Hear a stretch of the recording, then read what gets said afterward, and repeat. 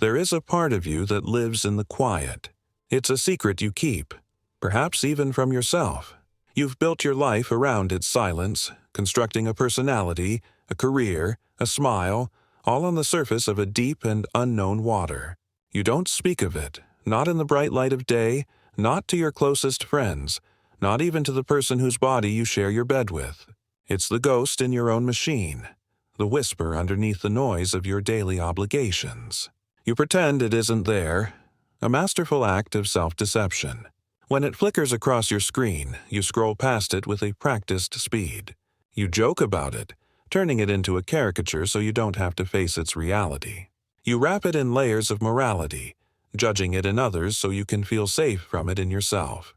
But it's there, and it waits. It waits for the stillness, for the dead of night when the city is asleep and the last of your distractions has faded. When everything is quiet and no one, absolutely no one, is watching, it begins to stir. And it starts to speak. It speaks not in words, but in a current of pure, unfiltered desire. It is raw. It is confusing. It is powerful. This is not the sanitized romantic desire you see in films or read about in novels. This is something far more primal. It's not about love, not in the way you've been taught to understand it. It's not even purely about the act of sex itself. It's about the things we dare not name in polite conversation. It is about power and the craving for it. It's about control and the secret thrill of losing it. It's about submission, shame, fantasy, and the deep, resonant chord of fear. It is the landscape of your unlived life, the territory of your soul you were told to abandon. The great psychologist Carl Jung did not flinch from this part of the human psyche. He looked directly into this beautiful, terrifying darkness and he called it what it is, the sexual shadow. He didn't label it evil, a sin to be exorcised. He didn't say it was a flaw to be corrected or destroyed. He said something far more radical, far more uncomfortable for our modern minds that crave easy solutions. He said it must be integrated. Because here is the profound and immutable law of the psyche. If you do not turn and consciously confront your sexual shadow, it will, without fail, confront you in ways you cannot predict or control. It will hunt you, not from the outside, but from within. It will emerge through sudden, inexplicable obsessions that consume your thoughts. It will fuel addictions that promise escape, but only deepen the cage. It will manifest as the unseen saboteur in your relationships, pushing away the very connection you crave. It will hollow you out from the inside, creating an emotional numbness where passion used to live. It will erupt in sudden tidal waves of shame that appear from nowhere, especially when you dare to feel good. It will lock you into self-defeating patterns that keep repeating, an endless loop of the same story with different faces. No matter how much you promise yourself this time will be different. This shadow is not merely a collection of repressed lust. That is a profound misunderstanding. It is every single part of your innate sexuality that you were told was wrong, dirty, dangerous, shameful, or unworthy of love. It is the desire you were forced to deny as a child. It is the experience you buried so deep you almost convinced yourself it never happened. It is the fantasy you judged as perverse, the one that flashes in your mind and makes you hate yourself for it. It is the profound vulnerability you were never, ever allowed to feel or express. This part of you was exiled, but it did not die. It lives underground in the vast, wild ecosystem of your psyche. And like anything that is starved of light, it grows twisted. It waits. It gathers strength in the darkness. And eventually, inevitably, it shows up in your conscious life in ways that confuse and frighten you. Maybe you see it in the way you lash out with irrational anger at the very people who awaken your desire. Maybe you recognize it in the pattern of chasing one meaningless, hollow encounter after another, a desperate flight from the terror that genuine intimacy inspires in you. Maybe you feel it in the secret, shameful craving to be dominated, or the equally shameful urge to dominate, and you despise yourself for this internal contradiction. You might confuse love with performance, believing your worth is tied to how well you can please someone, leaving you feeling empty when the act is over.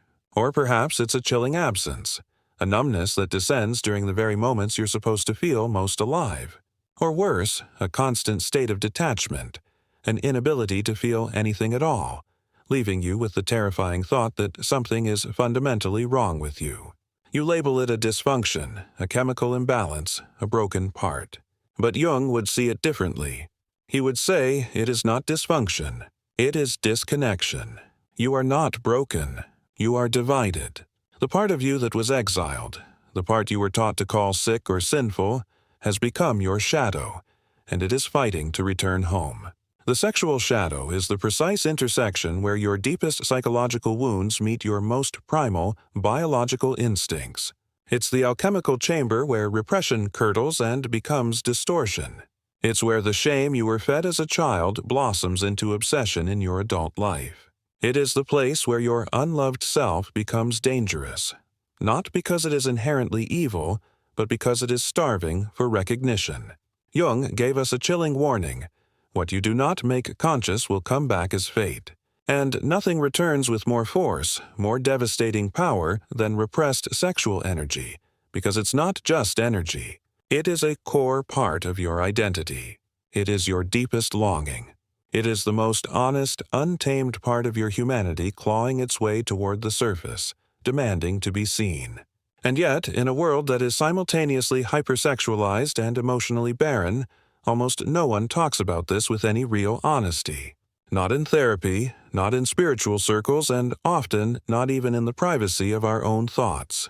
We keep it locked away in a psychic prison because it doesn't fit the carefully curated image we're trying to project to the world.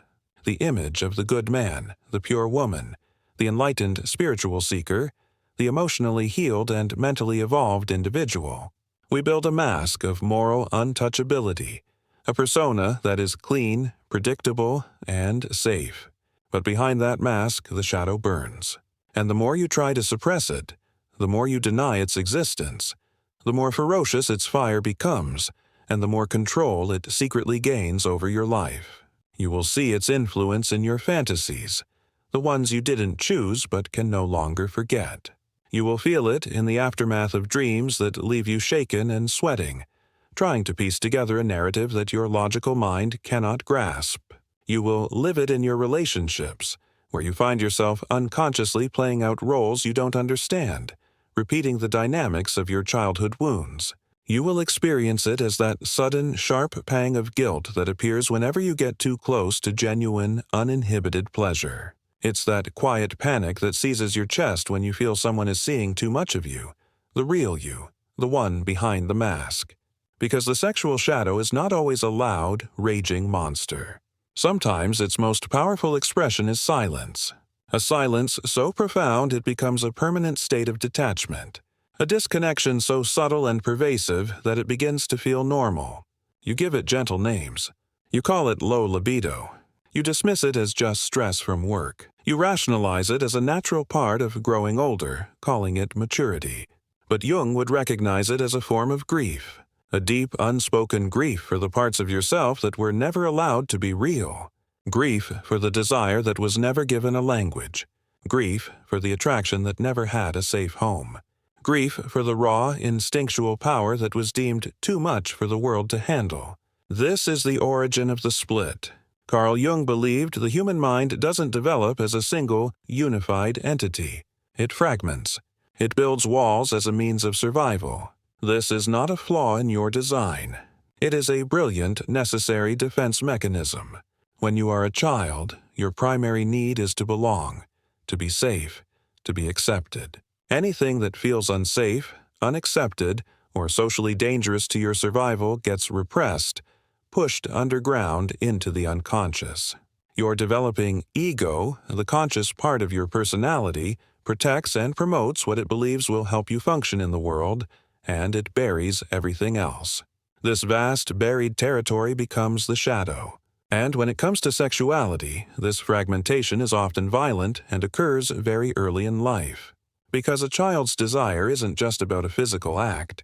It is about pure instinct, raw expression, profound vulnerability, and the first stirrings of personal power and control.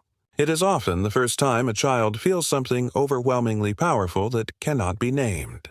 And if that nascent energy is met with shame, with punishment, with disgust, or even just with a chilling, uncomfortable silence, it gets cut off. The child learns a devastating lesson that will shape the rest of their life. This part of me is not safe. This part of me is bad. This part of me must be hidden if I am to be loved. But what gets hidden does not disappear. It mutates. Jung taught that anything buried in the unconscious will eventually find a way to surface, but it rarely comes back in its original, pure form. It comes back as a projection. It returns as a compulsion. It speaks to you through a persistent, irrational fear. The unconscious does not obey the They told you it was chemistry. That spark, that rush, that feeling you can't shake when you see someone. But what if I told you it's not just chemistry? What if Carl Jung would look you in the eye and say, it's not magic, it's your shadow. Let's get real. Sexual attraction isn't just about love or physical connection. It's a psychological explosion, a mirror reflecting your deepest wounds, not just your desires. When you're drawn to someone so intensely that you feel powerless, that's not love. That's projection. Jung believed that inside each of us lives an unconscious opposite the anima in men, the animus in women. These aren't just abstract ideas. They're powerful forces representing the parts of ourselves we've denied, suppressed, or never developed. And here's the wild part. When you meet someone who reflects your inner anima or animus, your whole psyche lights up. You don't fall in love with them, you fall in love with the part of yourself you've never met. This is why sexual attraction can feel so irrational. You know the person might be unavailable, even toxic, but the pull is stronger than logic. You feel addicted, haunted, spellbound. It's because your unconscious mistakes them for completion. You're not falling for them, you're falling for your own missing piece. Now, imagine what this means in a world where seduction is everywhere, where people, knowingly or not, learn to mirror your deepest fantasies. Some women discover that the way to dominate a man isn't through force, but by reflecting his unconscious desires. If a man has never faced his anima, asked why do I crave what I crave, he's not choosing. He's being chosen by his wound. And if she knows how to play that role, he'll surrender. He'll call it love. But it's just projection. She isn't the one. She's a mirror. Jung said something chilling. The meeting of two personalities is like the contact of two chemical substances.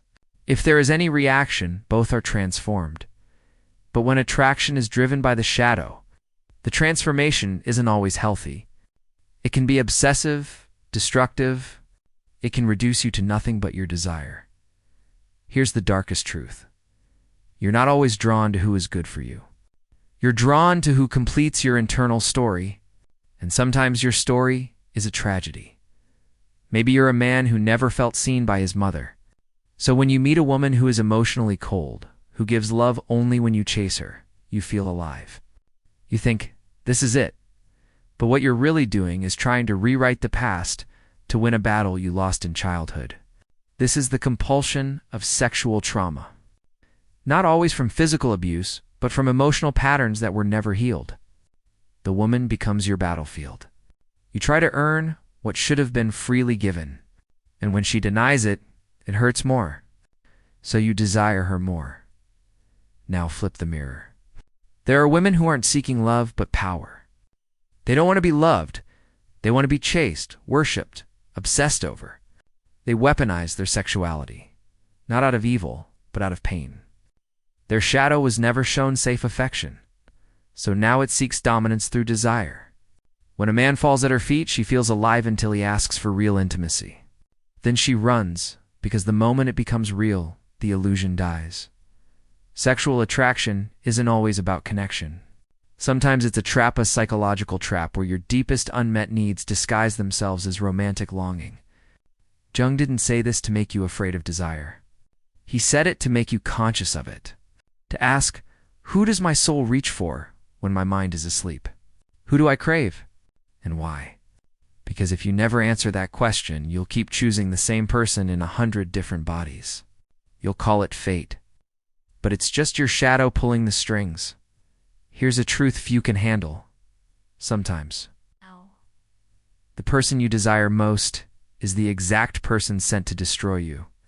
Not because they're evil, but because your unconscious wants to recreate your original wound, hoping this time you'll survive it. That's not love. That's karma. And karma isn't punishment, it's repetition until you learn. The darkness isn't in the other person. It's in you. It's in what you project, what you chase, and what you run from. Sexual attraction can be holy, but only when you see the demon behind the curtain. Only when you ask, is this love? Or am I trying to finish an unfinished story? You think you're in control? That you're choosing who to flirt with, who to date, who to chase. But what if every move you make in your love life isn't really made by you? Jung warned, the unconscious mind is always active. And the most dangerous part?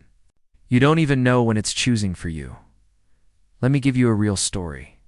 There was a man, successful, respected, emotionally intelligent, but every time he fell in love, it was with a woman who emotionally rejected him. One left him for someone else. Another ghosted him after intense intimacy. Another mocked him when he showed vulnerability. Different women, same story. Logically, he knew these women weren't right for him. He even warned his friends. But he kept going back. Why? Because his unconscious wasn't trying to find love. It was trying to resolve pain. He grew up with a distant, cold mother, a woman who made him feel invisible. So now, as an adult, his psyche is constantly seeking that same feeling, hoping to fix it this time. He's not chasing women. He's chasing his mother's ghost. This is how sexual attraction becomes a psychological loop. You're not addicted to the person. You're addicted to the wound they represent, to the hope of finally winning, finally healing, and that's the trap Jung tried to warn us about. Sexual energy is one of the most powerful forces in the human psyche. It's not just about pleasure. It's tied to identity, safety, power, validation. And when that energy mixes with your deepest emotional pain, it becomes magnetic, explosive, but also dangerous. Let's talk about women now. There are women who are drawn again and again to emotionally unavailable men who are charming, dominant but cold, detached, even cruel. They say, why am I only attracted to men who hurt me? Or I lose interest when a guy is too nice. It's not a flaw in your personality. It's a sign of emotional programming. Many of these women were taught directly or indirectly that love must be earned. That being ignored means you need to try harder. That rejection is a challenge. So the moment a man shows indifference, the attraction spikes. Why? Because the unconscious says, there it is. The familiar pain. Let's try to fix it this time. And if that man knows how to use this dynamic, he becomes her obsession. That's not love. That's inner chaos looking for a savior. But it doesn't stop there. There are women, yes, modern women, who weaponize this truth. They realize that sexuality can control a man more than logic ever could. Not because they're evil, but because it works. They learn that withholding emotional availability, but offering intense physical seduction, creates a hookah bond stronger than most men can break. They become the fantasy, not the real woman. And the more the man chases her, the more powerful she feels. It's psychological domination disguised as romance. Jung would call this a projection trap. The man doesn't love her. He loves what she represents as missing half. But here's where it gets horrifying. She doesn't love him either. She loves the control. She loves seeing him lose himself, because it gives her back something she lost long ago. Power, safety, or even revenge. This is the darkest corner of sexual attraction, where two people aren't meeting with open hearts, but with broken mirrors. Where intimacy isn't real, it's performance. Where both sides are using the other to fix something from the past, and the more intense it feels, the more dangerous it becomes. Because if you don't know your shadow, it will use attraction to drag you into hell with a smile on its face. Jung didn't say this to scare you away from relationships. He said it because real love cannot exist without awareness. You have to look at the people you're drawn to and ask uncomfortable questions. What do they remind me of from my past? Do I feel safe with them or just addicted? Am I myself around them or a version they seem to want? Because here's the truth. Attraction is not always a sign of compatibility. Sometimes it's a warning, a signal that your psyche is trying to finish a story, not start a new one. That's why people often say, "Why do I always fall for the same type?" Or, "I knew they were bad for me, but I couldn't stop." The answer isn't found in logic. It's in the unconscious. Jung's theory of individuation teaches us that we must integrate all parts of ourselves, the anima, the animus, the shadow, before we can truly choose. Otherwise, we are just puppets. Desire pulls the strings, and we call it fate. So if you keep chasing unavailable women, emotionally manipulative men, or chaotic lust-driven relationships, you have to stop and ask, what part of me is choosing this? And why does it feel like home? Until you answer that, you'll keep waking up in the same emotional nightmare, just with a different face beside you. Because the truth is, we are not attracted to people. We are attracted to emotions we've never resolved. And in that chaos, love becomes a battlefield. You don't attract what you want. You attract what you are. And if you're still carrying wounds you never healed, they will speak louder than your words, louder than your values, louder than your logic. This is the darkest truth about sexual attraction. It's not about finding the right person. It's about discovering what your pain desires. Let that sink in. Most people believe they're falling in love with someone's qualities, their eyes, their voice, their energy. But what if you're really falling in love with their pattern? The pattern that mirrors